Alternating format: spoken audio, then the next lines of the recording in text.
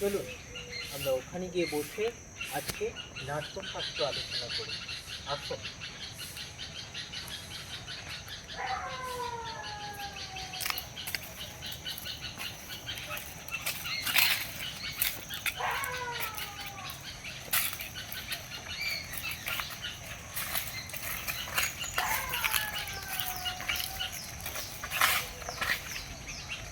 সকলের সফলতা কাম্য করি।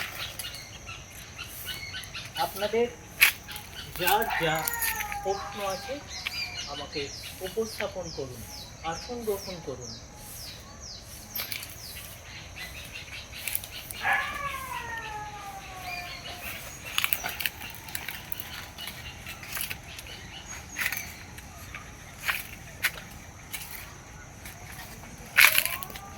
আমাদের জানতে ইচ্ছা করছে, নাট্যশাস্ত্রে আপনি যে বললেন কথাটা, নাট্যশাস্ত্র, এই নাট্যশাস্ত্রের উৎপত্তি কিভাবে হলো? খুব ভালো প্রশ্ন করেছেন আপনি। নাট্যশাস্ত্র শুধু নাটকের জন্য নয়, আমাদের মানব জীবনের সঙ্গে যুক্ত।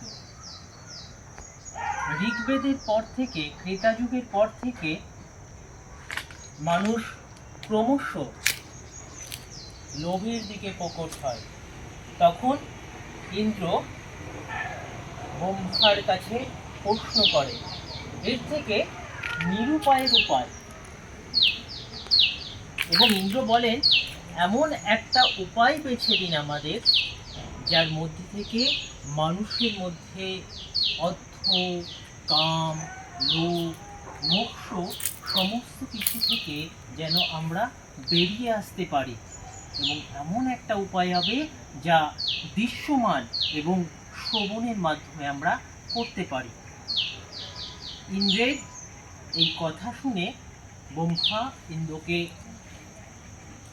নাট্য শাস্ত্রের কথা বলে।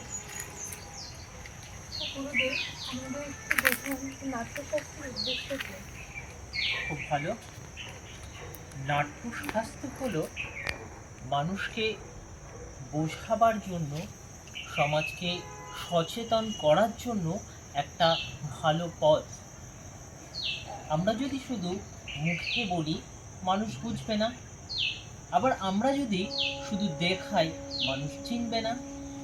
তাই নাট্যশাস্ত্র হলো মানুষকে বোঝাবার একটা সঠিক দিক, যেটার মাধ্যমে মানুষ অভিনয়ের মাধ্যমে, গানের মাধ্যমে সেটা মানুষকে সমাজের কাছে তুলে ধরার চেষ্টার যে মাধ্যম, সেটা হচ্ছে নাট্যশাস্ত্র।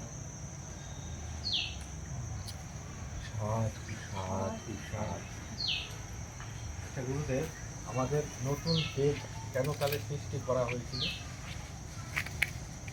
বেদ চারটে: ঋগ্বেদ, সামবেদ, যজুর্বেদ এবং অথর্ববেদ। সামবেদে বলা আছে যে গান নিয়ে, যজুর্বেদে অভিনয় নিয়ে বলা আছে। তাহলে এই চারটে বেদ বাদেও নাট্যশাস্ত্রের দরকার এর জন্য প্রয়োজন হয়ে পড়ল, সব কিছু আলাদা আলাদা, ভিন্ন ভিন্ন ছিল। আমি পুরুষ, তুমি নারী, সে প্রকৃতি, এই সমস্ত কিছুর মেলবন্ধন নাট্যশাস্ত্রে আমরা পেয়ে থাকি। সামবেদে বলা আছে গানের কথা, যজুর্বেদে অভিনয়ের কথা বলা আছে। এইভাবে চারটে বেদ যখন একত্রিত হয়, তখন একটা নাট্যশাস্ত্র তৈরি হয়, আর সেটা মানুষ গ্রহণ করে, মানুষ মানুষকে বুঝতে পারে, চিনতে পারে। তাই নাট্যশাস্ত্র তৈরি হয়, আরেকটা বেদ তৈরি হয়। এই চারটে বেদের বাইরেও একটা বেদ নাট্যশাস্ত্রকে উন্মোচন করে দেয়। আচ্ছা গুরুদেব, এই নাটক কি শুধুমাত্র দেবতাদের জন্যই তৈরি হয়ে আসছে? না, এই প্রশ্নটা ইন্দ্রর তো একটা প্রশ্ন ছিল। ইন্দ্র ব্রহ্মাকে এই প্রশ্নের উত্তর পাওয়ার জন্য প্রশ্ন ছুড়ে দেয় ব্রহ্মার দিকে। তিনি বলেন, শুধু তাই নয়, মানুষ, দেবতা, রাক্ষস, এবং অন্য সমাজের যত প্রাণী আছে সবার জন্যই এটা। তাই তিনি বলেন যে শুধু এক ভুবনে নয়, ত্রিভুবনেই নাটক দরকার, তাই নাট্যশাস্ত্র। ব্রহ্মা বলেন স্বর্গ, মর্ত্য, পাতাল, তিনটে পৃথিবীতেই নাটকের প্রয়োজন।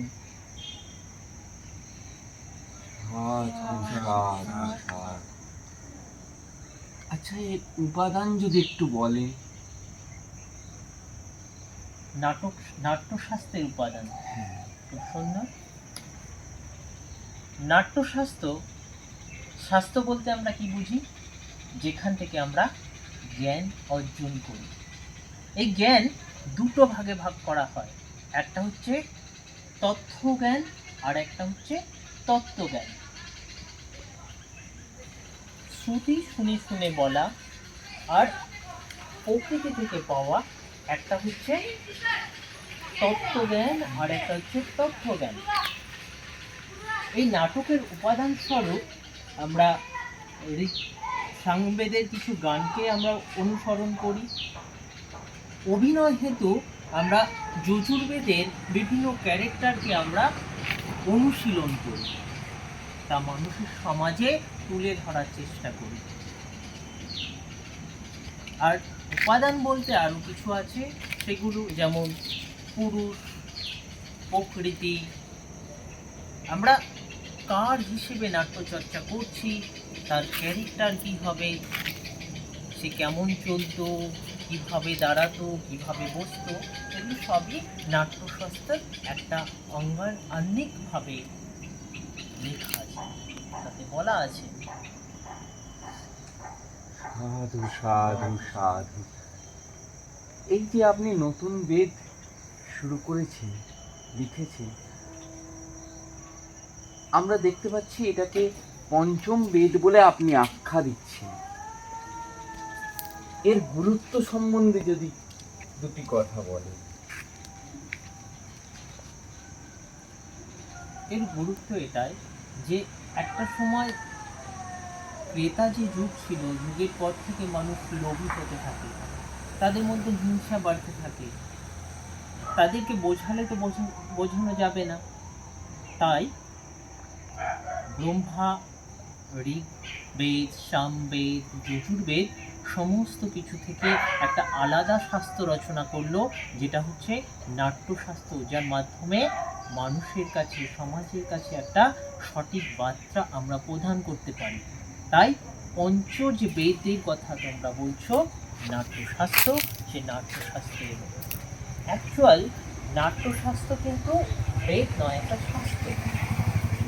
বেদ ঋগ, সাম, যজু, অথর্ব। উপবেদ আয়ুর্বেদ, যার মাধ্যমে মানুষকে সুস্থ করে তোলা যায়। আর সেই সুস্থ করে তোলার যে আঙ্গাঙ্গিক ভূমিকা বা উপস্থাপন, সেটা নাটকের মাধ্যমে মানুষের হৃদয়ে জ্ঞাপন করা যায়।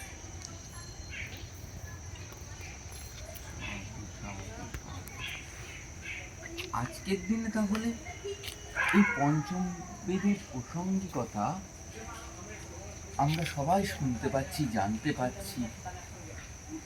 তাহলে কি বলছেন, আজকের দিনেও এই পঞ্চম বেদের গুরুত্ব অপরিসীম? হ্যাঁ, আজকের দিনেও পঞ্চবেদের গুরুত্ব অপরিসীম। কোনো বেদে দেখছি আমরা গান শিখতে পাচ্ছি, কোনো বেদে আমরা অভিনয় শিখতে পাচ্ছি, কোনো বেদ বলছে যে আমাদের স্বাস্থ্য কিভাবে আমরা সুস্থ রাখব। সুস্থতা মানুষ এবং প্রকৃতি সকলের জন্য গুরুত্বপূর্ণ, তাই পঞ্চবেদ গুরুত্বপূর্ণ।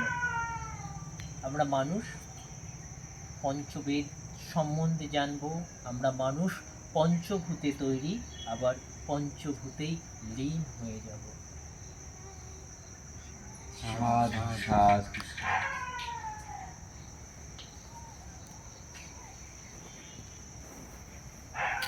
বুঝতে পারছি। আপনাদের আর কারোর কোনো জিজ্ঞাসা আছে, কোনো প্রশ্ন উপস্থাপন আছে? না,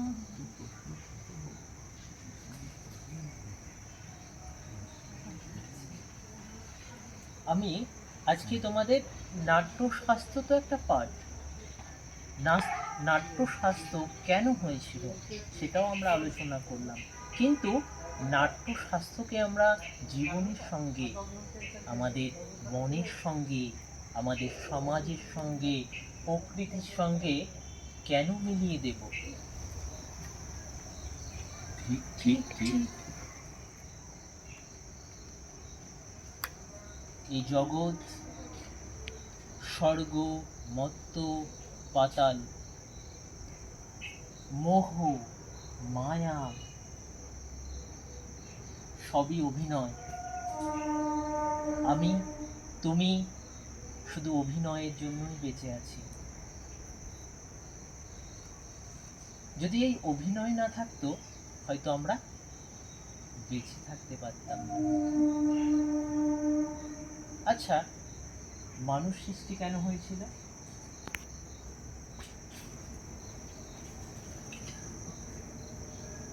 বলুন আপনি। মানুষ, আমার মতে মানুষের সৃষ্টি হচ্ছে কল্যাণময় কাজ করে যাওয়ার জন্য।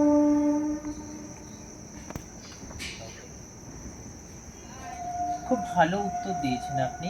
মানুষ সৃষ্টির পাক্কাল যদি আমরা দেখি,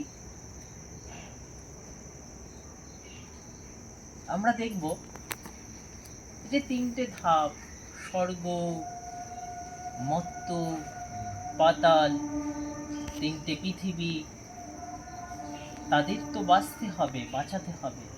সেই সত্তাকে ধরে রাখবে কে? ঈশ্বর। সে তো আর নিচে নামতে পারবে না। সে বার্তা গ্রহণ করবে কার মাধ্যমে? নারদ, নারায়ণ নারায়ণ নারায়ণ। সেও ঈশ্বর এবং মানুষের পরিপূরক। তাই সেই সমাজকে, পরিবেশকে, স্বর্গ, মর্ত্য, পাতালকে বাঁচানোর জন্য বিভিন্ন ব্যাপারে, বিভিন্ন ভূমিকে ব্রহ্মা তৈরি করতে থাকলেন। কখনো নারী রূপে, কখনো পুরুষ রূপে, কখনো পশু রূপে। আর আমাদের মানুষ যারা, তাদের মধ্যে ব্রহ্মা সমস্ত কিছুই ছড়িয়ে দিল। মানুষের প্রকৃতি, প্রকৃতির প্রকৃতি, আর পশুর প্রকৃতি। তাই আমরা কখনো হিংস্র হয়ে যাই,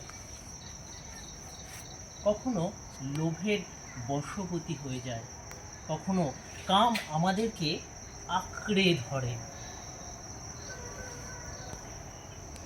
আমরা সকলে কর্মে বাঁধা, আর এই কর্ম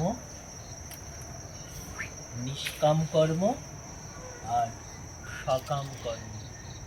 নিষ্কাম কর্ম মর্ত্যের দিকে তাড়িত করে, আর সকাম কর্ম তোমরা বলো কোথায়? স্বর্গের দিকে তাড়িত করে। তাই মানুষ তৈরির উদ্দেশ্য হচ্ছে, মানুষ তুমি কর্ম করো, কর্মে তোমার ফল হবে। আর এই শব্দগুলি মানুষকে বোঝানোর জন্য ইন্দ্র যে প্রশ্ন করেছিল ব্রহ্মাকে, যে কিভাবে এর থেকে উৎপত্তি পাবো, কিভাবে এর থেকে আমরা নিষ্কৃতি পাবো, এবং কিভাবে আমরা সঠিক রাস্তা খুঁজে পাবো। তাই সে তৈরি করলো নাট্যশাস্ত্র। তাই চারটে বেদ, আরেকটা বেদ, কিন্তু তাকে বেদ বলবো না, তাকে একটা শাস্ত্র বলবো, সেটা হচ্ছে নাট্যশাস্ত্র।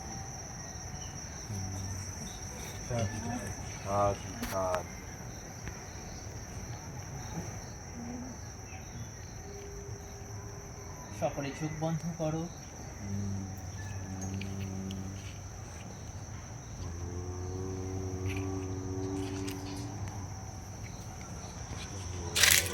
অনুভব করো, অনুভূতি নাও।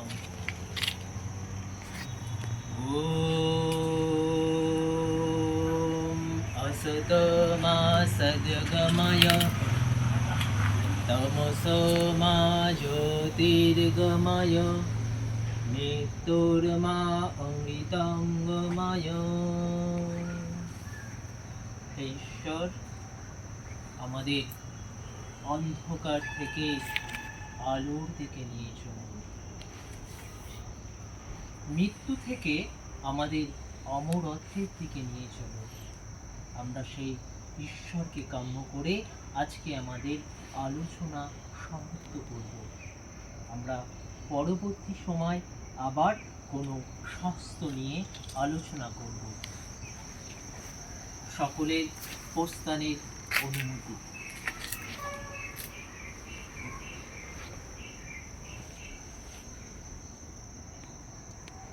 চলুন আমরা আবার আমাদের সাধনায় ফিরে যাই। আমরা নতুন করে নিজেদের দিগন্ত খুঁজে বের করার চেষ্টা করি। এসো আমরা সকলে পায়ে পায়ে এগিয়ে যাই।